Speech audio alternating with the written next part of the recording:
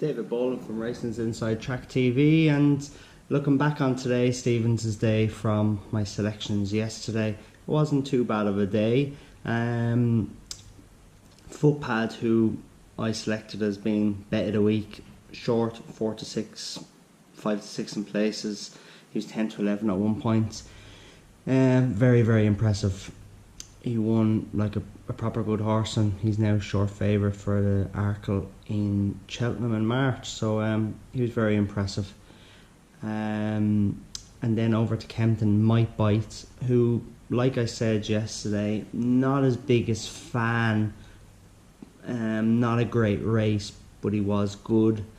He probably doesn't do a whole lot when he's in front, so he's, he will be even better again the next day, but I don't see if Sizen John of on his last run or Cheltenham in March turns up against Might Bite. I can't see how he beats Sizen John, but we never know. It's a long way to go yet.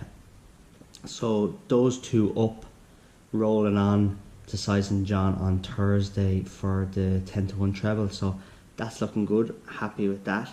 And the other horses I selected was Miss Sassy in the handicap hurdle, each way 16 to 1. She finished 4th. Some bookies paying first 5 in that race, but obviously all paying first 4. So you got each way on that. She ran well, winning a few small pounds with the each way selection. And Ballyneety at 12 to 1 in the bumper finished 3rd.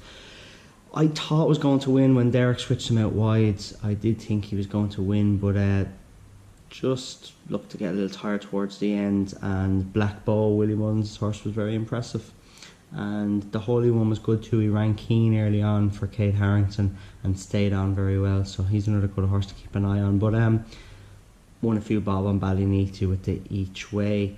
In Limerick then, Discorama, only 6 runners, so only 2 places for the each way at 12 to 1, and he just got up on the line to get second, so we got a few bob there.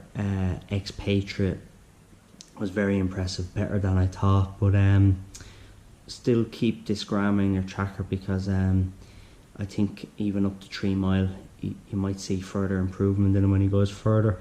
In the bumper then, I selected the Colin Bow horse, Western Victory. She was 4th, well beaten. Barry made the running, no hard luck stories. Everything was in her favour, ground and everything, but Mini Secret of Charles Burns was very impressive, ran out a very good winner.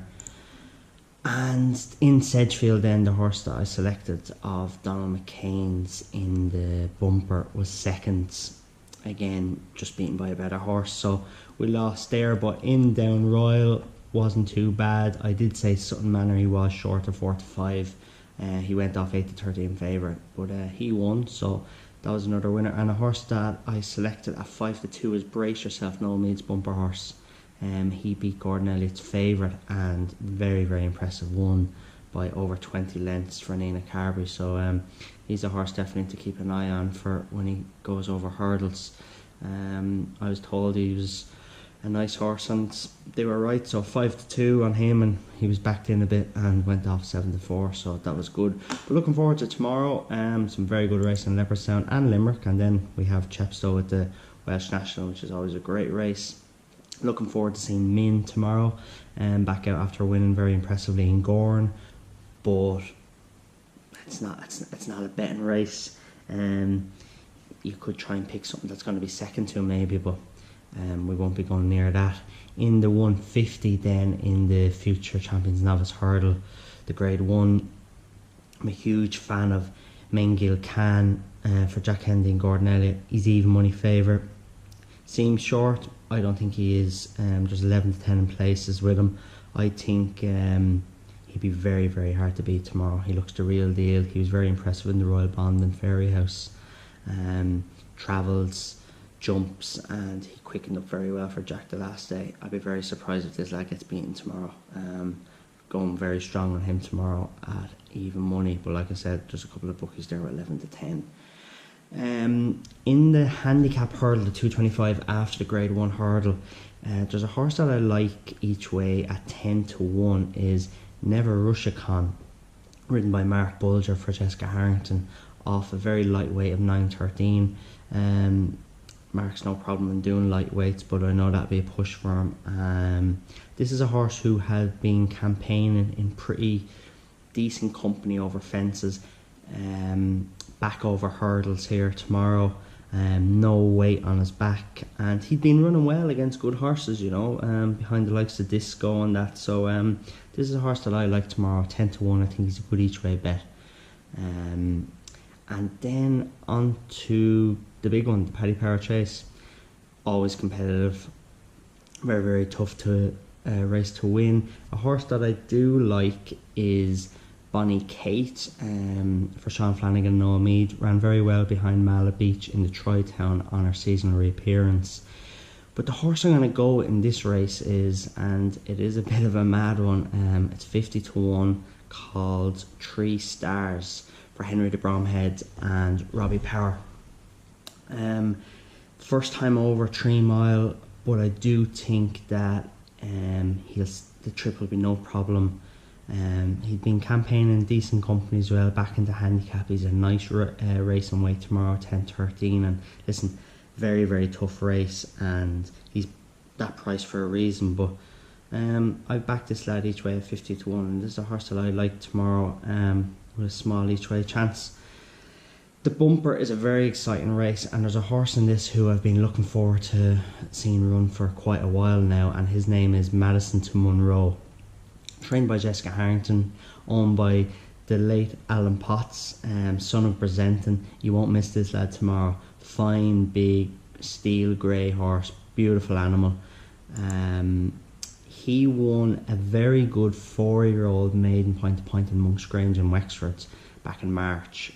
And as everyone will know, that 4-year-old point-to-point maiden is always very hard to win in Monk's Grange, because all the top men, Colin Bowe, Dennis Murphy, Sean Doyle, Donncha Doyle, all the lads always send out a good 4-year-old and try and win that race. Sam Crow actually won that race the year before.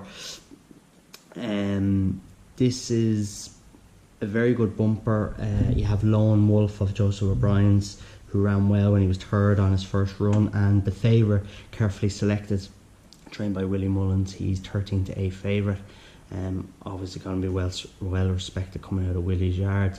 He actually won a point-to-point the same day as Madison Monroe did in Monk's Grange, but he's a year older. He won a 5-year-old maiden. He absolutely bolted up with it.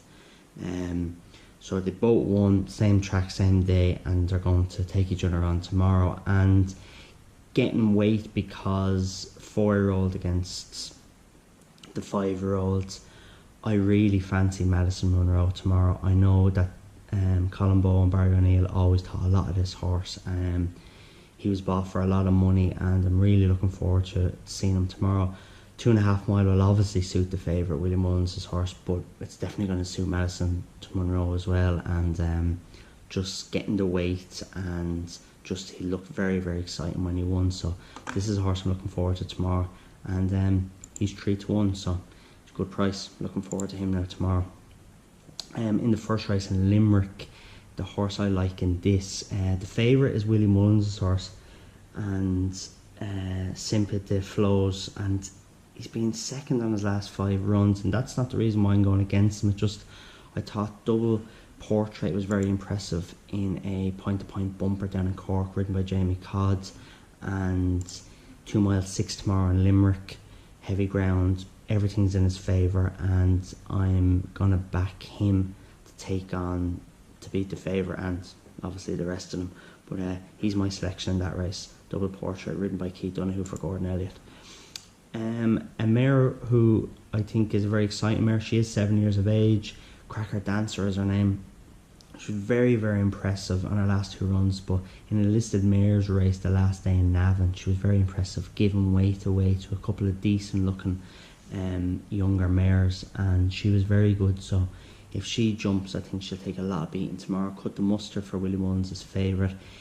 Hard to gauge, out of France, first run in Ireland. It won a couple of times in France, so obviously it's going to be well respected again coming out of Willie's, and a couple of wins under its belt. But Cracker Dancer is a horse I really like, and I think she'll be hard to beat tomorrow. And then we skip down to the last race, the 3:45, and the horse short enough at 11-8, but weight here for Austin Lee, ridden by Jody McGarvey. I think this is the one that will win the last tomorrow. Very impressive here in Limerick the last day. Son of Presenting, Mark Walsh rode him the last day to beat Paul Nolan's Stole the Show, and very, very good. Won easy, and getting weight off the second favourite, Robbie McNamara's horse. I think weight here will win tomorrow on 11-8 is an okay price. Skipping across then to Chepstow, the Welsh National, always a great race. Folsom Blue for Gordon Hill is being sent over 9-1. Jamie Codd riding 10-12, light enough for Jamie, so this has to be well fancied, I'd imagine. But the horse that I'm liking in it is Dave Dennis's horse, Final Nudge. Trip, ground, everything's perfect. Ridden by Leighton Aspel. Leighton rode it the last day and ran very well to finish second. So yeah, at 12-1, I'm going to back Final Nudge each way in the Welsh National. And in Kempton, not having a bet, but looking forward to seeing Special Tiara, who's been a fantastic horse for Henry de Bromhead. So looking forward to seeing him tomorrow in the Desert Orchid Chase.